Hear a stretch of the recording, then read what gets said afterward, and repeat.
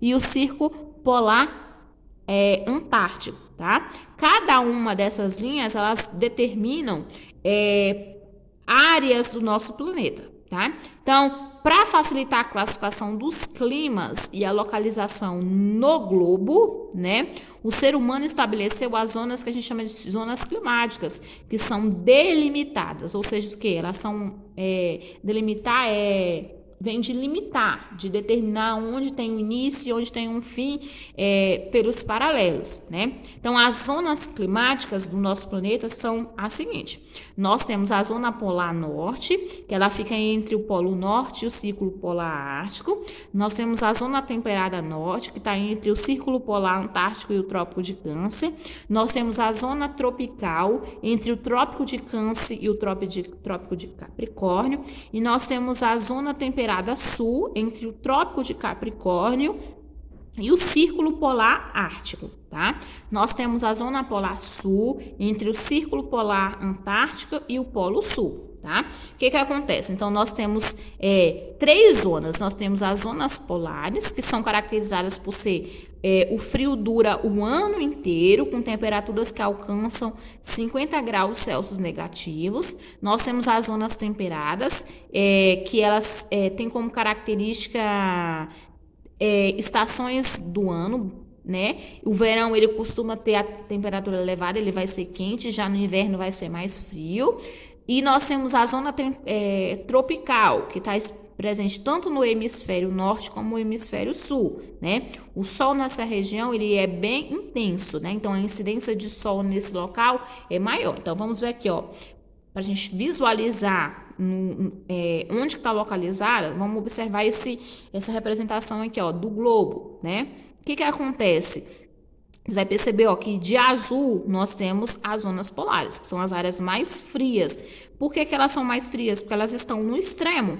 Então, o que acontece? Quanto mais próximo aqui a linha do Equador, o planeta Terra ele vai receber uma incidência maior, né? Uma maior quantidade de luz do Sol. E quanto mais afastado aqui, ó, desse centro, dessa linha principal, que é a linha do Equador, né, que é esse paralelo, menor quantidade de luz solar. Então, por isso que nós vamos ter aqui, ó, nos polos, né, áreas mais frias. Aqui nessa representação de verde, nós vamos perceber que já são as zonas temperadas. Então, vai ter uma divisão onde o verão vai ser mais quente, o inverno já vai ser mais frio, né? Então, nós temos a zona temperada, tanto no polo, no hemisfério norte, como no hemisfério sul. E já essa parte central, que está mais aproximada, né? Está localizada mais próxima à linha do Equador, por ter uma incidência maior da luz do sol, nós vamos falar que essa região ela é mais quente, né? Por isso que ela é chamada de tropical. O Brasil, né, ele está localizado aqui, ó, mais ou menos nesse espaço aqui, ó. Então, ele tem por isso que o Brasil ele é um país que é mais quente, né? Já na região sul do Brasil, como está um pouco a parte que está mais afastada aqui, ó, nessa zona tropical, já é um pouquinho mais frio, né? Mas a maioria dos estados que compõem o nosso país já é o quê? Mais quente, ok? Vamos prosseguir? O meridiano de Greenwich, né? Ele é a referência para o que a gente chama de fusos horários ou zonas horárias, né? Os fusos horários indicam a hora de cada lugar.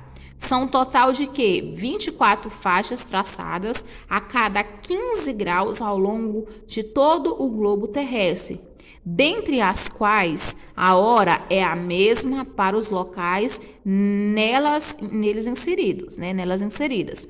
Assim, tomando como base a hora do meridiano de Greenwich, adicionamos uma hora a cada fuso que fica à direita dele, e a cada fuso que fica à esquerda diminuímos uma hora. Então, as linhas que são traçadas aqui, ó, do norte ao sul, na vertical, né? A partir do meridiano de Greenwich, o que acontece? principal meridiano, né? Lembra que nós temos essas linhas imaginárias, várias linhas imaginárias que servem para traçar as coordenadas, né? Essas linhas imaginárias que são determinadas aqui pela longitude, elas também servem para determinar o horário de cada local, tá? Então, quando eu tenho essa linha, tá? Ela vai ser o quê? Vai ter uma faixa de terra nesse sentido, ó. Aí vamos ter várias terras. Os territórios que estão presentes em cada uma dessas faixas, né, a cada 15 graus, tem um horário diferente. Então, aqui, ó, por exemplo, vou traçar aqui 15 graus, aqui 15 graus, aqui 15 graus. Então, todo esse espaço aqui, ó, quem estiver localizado dentro dessa faixa de terra aqui, ó, todinha, né?